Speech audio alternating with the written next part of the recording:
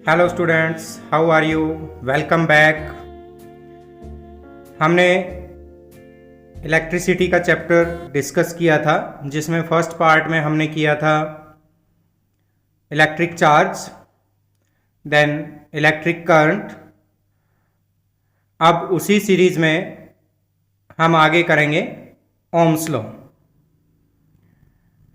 First part जो था हमने उसमें डिस्कस किया था electric charge, that is intrinsic property of material. After that, electric current. Electric current is the time rate of flow of charge. Means जब charge क्या करता है, फ्लो करता है, तो उसके अंदर कंडक्टर में पर यूनिट जितना चार्ज फ्लो करेगा, that is known as electric current. अब उसी सीक्वेंस में हम देखेंगे ओम्स लॉ।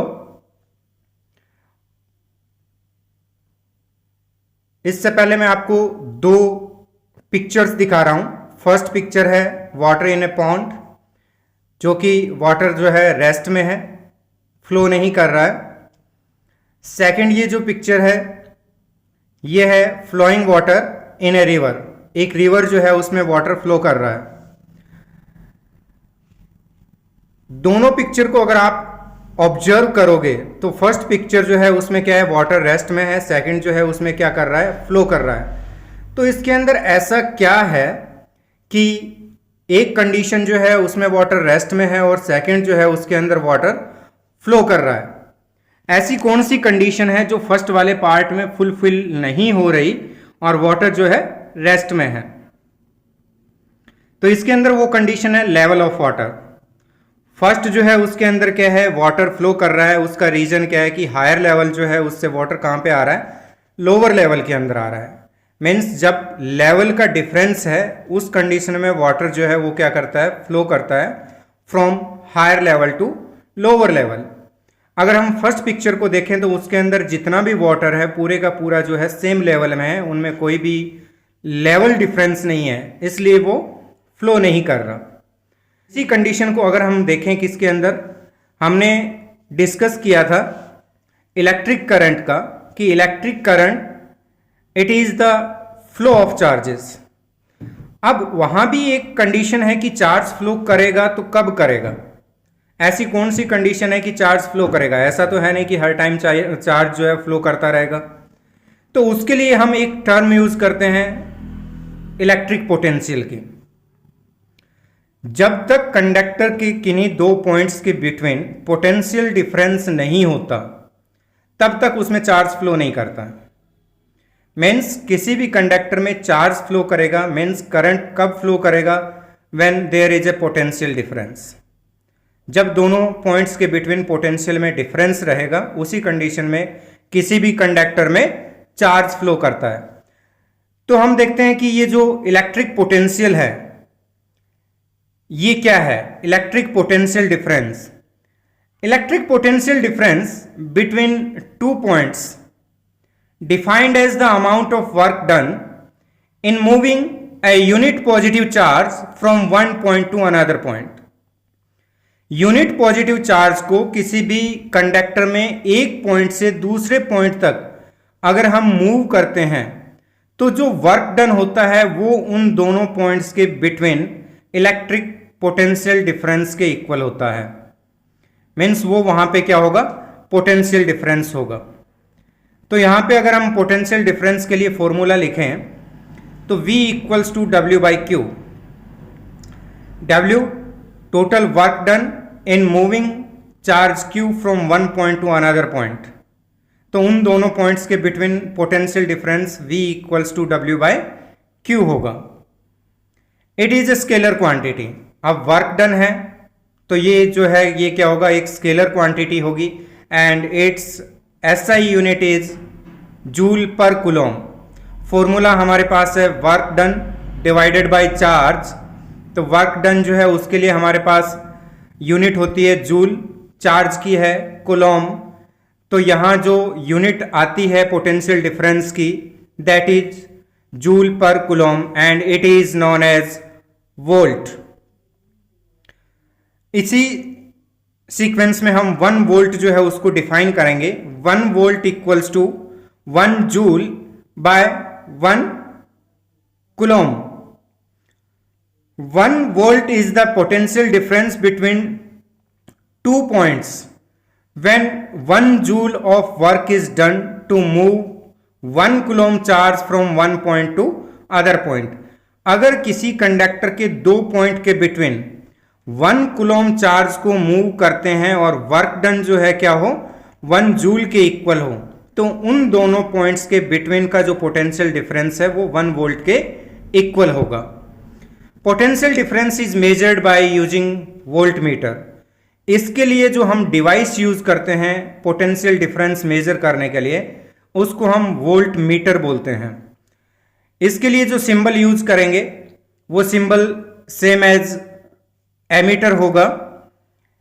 वहां पे हम एक सर्किल के अंदर ए लिखते हैं, दो उसके टर्मिनल्स होते हैं पॉजिटिव नेगेटिव. तो वोल्ट मीटर के केस में वहां पे क्या रहेगा V रहेगा और इसमें भी दो टर्मिनल रहेंगे, एक पॉजिटिव टर्मिनल होगा दूसरा नेगेटिव टर्मिनल होगा. And the volt meter is always connected in parallel across the points between which the potential difference is to be measured. जिन दो पॉइंट्स के बिटवीन हमें पोटेंशियल डिफरेंस मेजर करना है उनके पैरेलल में हम वोल्ट मीटर जो है उसको कनेक्ट करते हैं. अब हम एक न्यूमेरिकल देखते हैं. How much work is done in moving a charge of 2 Coulomb across 2 points having a potential difference 12 volt. हमें कैलकुलेट करना है वर्क डन. 2 कूलॉम चार्ज को 2 पॉइंट्स के अक्रॉस हमने डिस्प्लेस किया है और उन पॉइंट्स के बिटवीन पोटेंशियल डिफरेंस है 12 वोल्ट. तो न्यूमेरिकल्स जब हम सॉल्व करते हैं तो फर्स्ट ऑफ ऑल हम क्या करेंगे, जो हमें गिवन क्वांटिटीज है उनको हम मेंशन करते हैं. आफ्टर दैट उनके बिटवीन रिलेशन और जो क्वांटिटी फाइंड करनी है उसके लिए फॉर्मूला लिखेंगे. तो हमें गिवन है charge Q equals to 2 coulomb, V potential difference 12 volt. Calculate क्या करना है, W मीन्स वर्क डन हमें कैलकुलेट करना है. इन तीनों क्वांटिटीज में जो रिलेशन है वो हमारे पास होता है W equals to Q into V. Q and V की वैल्यूज पुट करेंगे 2 into 12, then total work done 24 joule.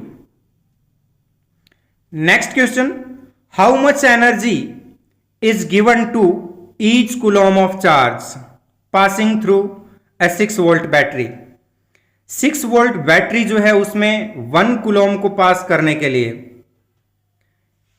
कितनी एनर्जी रिक्वायर्ड है, energy equivalent to work done. तो यहां पे जो गिवन क्वांटिटीज हैं, charge 1 coulomb, potential 6 volt, then energy we have to find and E equals to W equals to Q into V. Q 1, V 6, total energy 6 joule.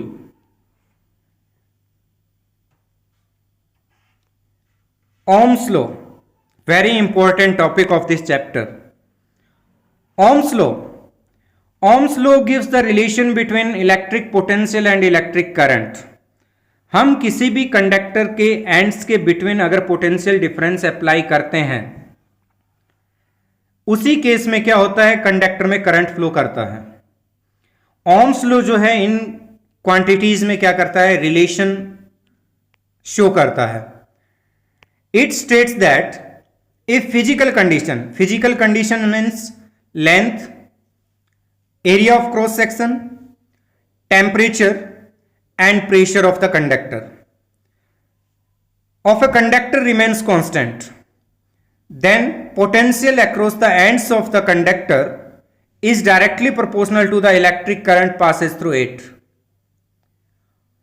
Ohm's law के according अगर किसी भी conductor की physical conditions that is length, area of cross section means thickness उसकी, temperature and pressure, अगर हम इनको constant रखें तो उसके एंड्स के बिटवीन जो पोटेंशियल डिफरेंस अप्लाई होगा that is directly proportional to electric current passes through it, उसमें से पास होने वाले करंट के डायरेक्टली प्रोपोर्शनल होता है। बट इसके लिए कंडीशंस जो है वो हमें याद रखनी पड़ेगी कि उसकी फिजिकल कंडीशंस जो है वो कांस्टेंट होनी चाहिए। अगर हम इसको मैथमेटिकल फॉर्म में लिखें V proportional to I means V जो है वो इलेक्ट्रिक करंट के डायरेक्टली प्रोपोर्शनल होगा।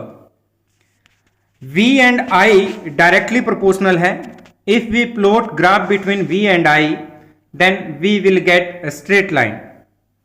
Let along x-axis electric current, along y-axis potential difference, O origin point.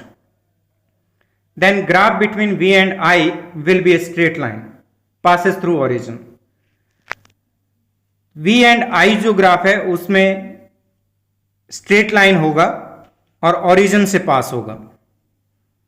V equals to R I, proportional जो है उसका सिंबल हम हटाएंगे तो वहां पे एक कांस्टेंट आएगा, proportionality constant R, and it is known as resistance of the conductor. इसको हम उस कंडक्टर का रेजिस्टेंस बोलते हैं। Its SI unit is volt per ampere and volt per ampere it is known as ohm. Resistance क्या होता है? Resistance होता है कोई भी कंडक्टर करंट के पाथ में जितना अपोजिशन ऑफर करता है उस अपोजिशन को हम रेजिस्टेंस बोलते हैं। यहां रेजिस्टेंस के लिए फॉर्मूला जो बनेगा R equals to V by I। V potential difference unit volt, I current unit ampere, unit of resistance volt per ampere known as ohm. अगर हम 1 ओम को डिफाइन करें then 1 ohm equals to 1 volt divided by 1 ampere. तो यहां फॉर्मूले से सीधा हमें पता लग रहा है कि 1 ओम रेजिस्टेंस किस कंडक्टर का होगा। 1 ओम रेजिस्टेंस उस कंडक्टर का होगा जिसके दोनों एंड्स के बिटवीन अगर हम 1 वोल्ट का पोटेंशियल डिफरेंस अप्लाई करें तथा उसमें करंट 1 एम्पियर फ्लो करे तो हम ये बोलेंगे कि उस कंडक्टर का रेजिस्टेंस 1 ओम है। The resistance of a conductor is said to be 1 ohm through which 1 ampere current passes when 1 volt potential applied across its end. अब इस ग्राफ में देखो, इस ग्राफ का स्लोप जो है वो किसको रिप्रेजेंट करता है? कंडक्टर के रेजिस्टेंस को रिप्रेजेंट करता है। जिस ग्राफ का स्लोप जितना ज्यादा होगा उस कंडक्टर के लिए रेजिस्टेंस भी उतना ही ज्यादा रहेगा। मीन्स लार्जर स्लोप के लिए रेजिस्टेंस ज्यादा होगा, हायर रेजिस्टेंस होगा। अगर हम यहां पे एक दूसरा ग्राफ प्लॉट करें, यहां पे हमारे पास 2 ग्राफ है, एक ब्लू कलर में है, सेकंड पर्पल कलर में है। ब्लू कलर जो है उसका स्लोप पर्पल कलर से ज्यादा है। इट मीन्स ब्लू कलर के लिए जो कंडक्टर यूज हुआ है उसका रेजिस्टेंस पर्पल कलर वाले ग्राफ के कंडक्टर से ज्यादा है। Means higher slope means higher resistance, lower slope lower resistance. तो ये डायरेक्ट हम ग्राफ को देख के रेजिस्टेंस बता सकते हैं कि कौन से कंडक्टर का ज्यादा है, कौन से कंडक्टर का कम है। बट इसके अंदर एक कंडीशन है कि एक्स एक्सिस जो है उसके अलोंग हमारे पास इलेक्ट्रिक करंट होना चाहिए और वाई एक्सिस के अलोंग पोटेंशियल होना चाहिए। अगर हम इन दोनों क्वांटिटीज को इंटरचेंज करते हैं, अलोंग एक्स एक्सिस अगर हम पोटेंशियल लेते हैं, अलोंग वाई एक्सिस अगर हम करंट लेंगे, तो जिसका स्लोप कम होगा उसका रेजिस्टेंस ज्यादा होगा, जिसका स्लोप ज्यादा होगा उसका रेजिस्टेंस कम होगा। तो ग्राफ में यही ऑब्जर्व करना है पहले कि कौन सी क्वांटिटी किस डायरेक्शन में है, उसके अकॉर्डिंग उसका स्लोप उसके रेजिस्टेंस को रिप्रेजेंट करेगा। And very important, resistance is the property of conductor resistance जो है कंडक्टर की प्रॉपर्टी है। अगर हम कंडक्टर चेंज करते हैं मीन्स कंडक्टर की लेंथ चेंज करेंगे, रेजिस्टेंस चेंज होगा। थिकनेस चेंज करेंगे that is area of cross section change करेंगे तो उसका रेजिस्टेंस चेंज होगा। मीन्स ये बोला जा सकता है कि रेजिस्टेंस जो है कंडक्टर की प्रॉपर्टी है, ना कि मटेरियल की। A component used to regulate current without changing the voltage source is called variable resistance. एक कंपोनेंट जिसको हम किसी भी सर्किट में करंट को रेगुलेट करने के लिए यूज करते हैं without changing potential difference, potential को कांस्टेंट रखते हुए हम किसी सर्किट में करंट चेंज करने के लिए जो कंपोनेंट यूज करेंगे उसको हम वेरिएबल रेजिस्टेंस बोलते हैं। In other words it is known as rheostat. In an electric circuit, a device called rheostat is often used to change the resistance in the circuit. अब सर्किट में resistance change करेंगे, potential same रखेंगे तो उस circuit में electric current जो है वो चेंज होगा। And a conductor having some appreciable resistance is called a resistor. और उस कंडक्टर को जिसका एप्रिशिएबल रेजिस्टेंस है उसको हम रेजिस्टर बोलते हैं। अब हम एनसीईआरटी बुक का एग्जाम्पल नंबर 12.4 देखते हैं। The potential difference between the terminals of an electrical heater is 60 volt. एक इलेक्ट्रिक हीटर के टर्मिनल्स के बिटवीन 60 वोल्ट का पोटेंशियल डिफरेंस अप्लाई किया हुआ है। When it draws a current of 4 ampere, उस कंडीशन में वो 4 एम्पियर करंट जो है सर्किट से ड्रॉ कर रहा है। What current will the heater draw if the potential difference is increased to 120 volt? अगर हम पोटेंशियल डिफरेंस को 120 वोल्ट कर दें तो वो कितना करंट ड्रॉ करेगा? गिवन क्वांटिटीज में हमारे पास V 60 वोल्ट दिया हुआ है, इलेक्ट्रिक करंट जो ड्रॉ कर रहा है वो है 4 एम्पियर। सेकंड इसी में दिया हुआ है कि पोटेंशियल को हम 120 वोल्ट कर देते हैं तो करंट क्या होगा। तो फर्स्ट हम जो V और I दिया है उससे हमें हीटर का रेजिस्टेंस कैलकुलेट करेंगे according to Ohm's law. R equals to V by I, 60 divided by 4। तो हमारे पास जो रेजिस्टेंस आता है वो आता है 15 ओम। और ये 15 ओम रेजिस्टेंस जो है उस हीटर के एलिमेंट का है जो कांस्टेंट रहेगा। अब हमने क्या किया, वोल्टेज अप्लाई की 120 वोल्ट, रेजिस्टेंस हमारे पास सेम है 15 ओम का, तो करंट कितना ड्रॉ होगा? I equals to V by R, 120 divided by 15, 8 ampere. अगर इसी क्वेश्चन को मैं आपको दूसरी लैंग्वेज में बताऊं तो हमारे पास रेजिस्टेंस कांस्टेंट है। ओम्स लॉ क्या बोलता है कि V directly proportional to I है। यहां पे हमने क्या किया, V को डबल किया है तो ऑटोमेटिकली जो करंट है वो क्या हो जाएगा, डबल हो जाएगा।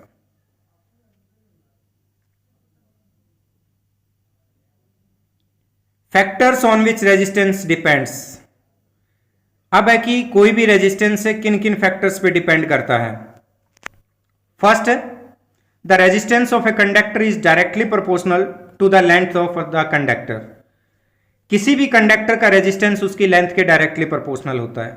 लेंथ जितनी ज्यादा होगी करंट के पाथ में अपोजिशन उतनी ही ज्यादा होगी, इट मीन्स रेजिस्टेंस भी उतना ही ज्यादा होगा।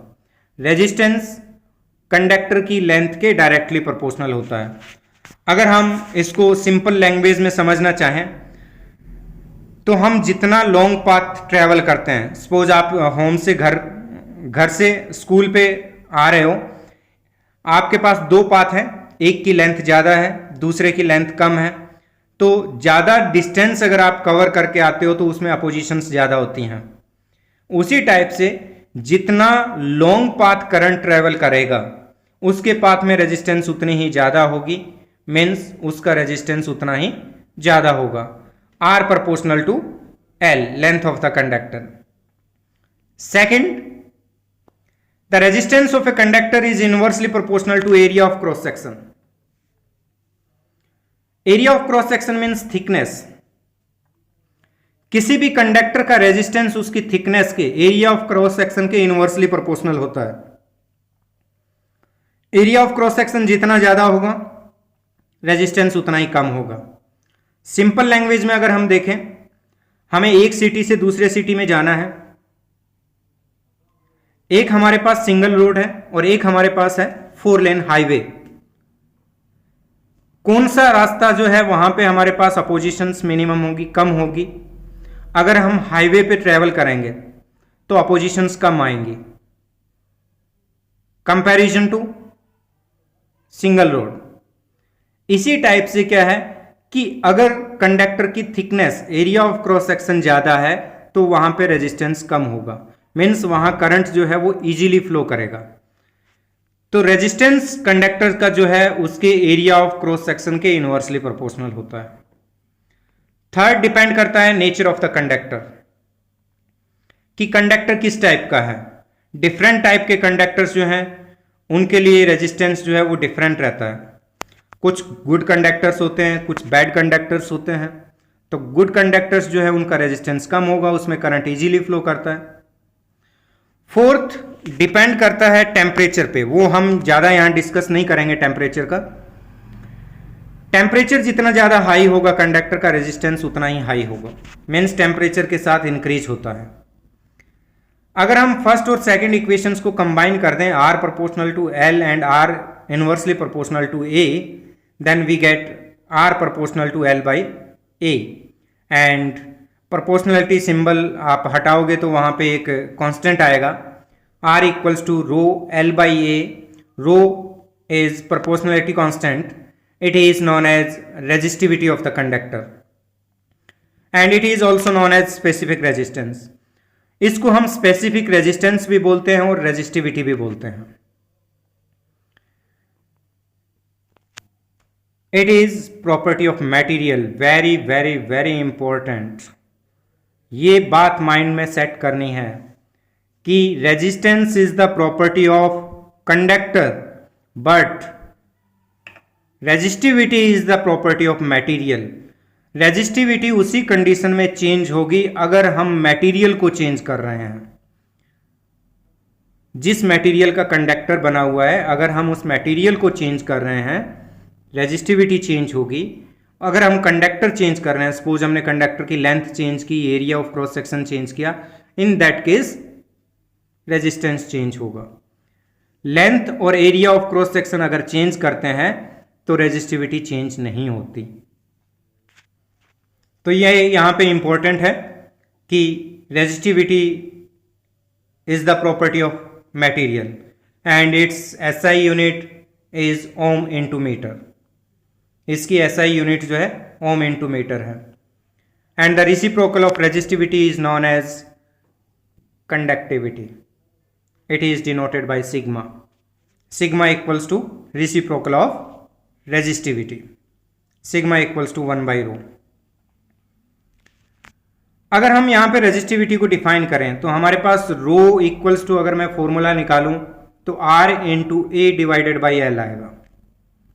अगर मैं लेंथ 1 मीटर लूं, area of cross section 1 metre square करूं, then we have R equals to rho, means resistance resistivity के इक्वल होगा। तो यहां से हम रेजिस्टिविटी को डिफाइन कर सकते हैं, the resistivity of a conductor is equal to its resistance when it has unit length and unit area of cross section. Means किसी भी कंडक्टर की यूनिट लेंथ और unit area of cross section का resistance उसकी resistivity के equal होता है।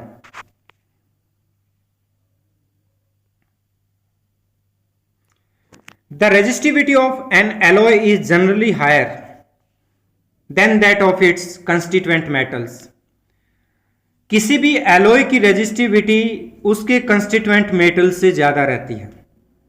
Means resistivity alloys की हाई होती है और वो हायर टेम्परेचर पे भी जल्दी से ऑक्सीडाइज नहीं होते। Alloys do not oxidise readily at high temperature। For this reason, underline it, for this reason they are commonly used in electric heating devices electric heating devices like iron है, toaster है, इनके अंदर हम क्या करते हैं, एलॉयज यूज करते हैं, मेटल्स यूज नहीं करते। Tungsten is used almost exclusively for filament of electric bulb. यहां भी यही रीजन है कि टंगस्टन जो है वो बल्ब के फिलामेंट के लिए यूज होता है। अब हम एग्जांपल देखते हैं एनसीईआरटी का 12.6। A wire of given material having length L and area of cross section A has a resistance of 4 ओम। एक वायर है जिसकी लेंथ L गिवन है, area of cross section A दिया हुआ है, उसका रेजिस्टेंस 4 ओम है। यहां फॉन्ट चेंज होने की वजह से ओम की जगह W आया है, यहां पे ये ओम सिंबल है। What would be the resistance of another wire of the same material having length L by 2 and area of cross section 2A? एक वायर दिया हुआ है L लेंथ और A क्रॉस सेक्शन एरिया का, जिसका रेजिस्टेंस गिवन है 4 ओम। फिर उसने कहा कि सेम मटेरियल यूज किया है, लेकिन इस बार लेंथ को हाफ कर दिया, area of cross section double कर दिया, तो उस नए वायर का रेजिस्टेंस क्या होगा? चलो कैलकुलेट करते हैं। गिवन क्वांटिटीज नोट करते हैं पहले। फर्स्ट वायर के लिए हमें गिवन है length L, area of cross section A, तो हमें रेजिस्टेंस भी गिवन है R1 equals to rho L by A equals to 4 ohm. फॉर्मूले में हमने R की वैल्यू पुट कर रखी है 4 ओम। अगर हम बात करें सेकंड वायर की, हमें लेंथ दिए पहले से half, area of cross section कर दिया डबल, तो सपोज इस बार रेजिस्टेंस R2 है। लेंथ और area of cross section values put करेंगे, rho L by 2 divided by 2A, तो ये आएगा हमारे पास rho L by 4A। Rho L by A हमारे पास R1 है, दैट इज 4 ओम, तो 1 बाई 4 इंटू 4, R1 बाई 4, पहले से 1/4 हो जाएगा। इट मीन्स न्यू वायर हमारे पास जो रहेगा उसका रेजिस्टेंस जो आएगा वो 1 ओम रहेगा। Next example 12.5। Resistance of a metal wire of length 1 metre, length given है 1 metre, is 26 ohm, resistance given है 26 ohm, at 20 degree Celsius, temperature given है 20 degree Celsius. If the diameter of the wire is 0.3 mm, millimetre में दिया हुआ है length, what will be the resistivity of the metal at that temperature, उस temperature पे हमें उस मटेरियल की रेजिस्टिविटी को कैलकुलेट करना है। चलो गिवन क्वांटिटीज नोट करते हैं। फर्स्ट गिवन है लेंथ 1 मीटर, डायमीटर दिया हुआ है 0.3 mm, अगर हम रेडियस निकालेंगे तो इसका हाफ हो जाएगा। टेम्परेचर दिया हुआ है 20 डिग्री सेल्सियस, यूजलेस है हमारे लिए। The resistivity of given metallic wire, formula है rho A into R divided by L। हमें यहां एरिया ऑफ क्रॉस सेक्शन नहीं गिवन है, डायमीटर दिया हुआ है, तो डायमीटर की टर्म्स में एरिया ऑफ क्रॉस सेक्शन लिखेंगे तो पाई आर स्क्वायर होता है, डायमीटर की टर्म्स में पाई डी स्क्वायर बाई 4 आएगा। वैल्यूज पुट करेंगे, रो कैलकुलेट करेंगे, तो हमारे पास रो की वैल्यू जो आएगी 1.8 into 10⁻⁻⁶ ohm into metre. Thanks. Have a nice day. Thanks. Stay home. Stay safe. Take care.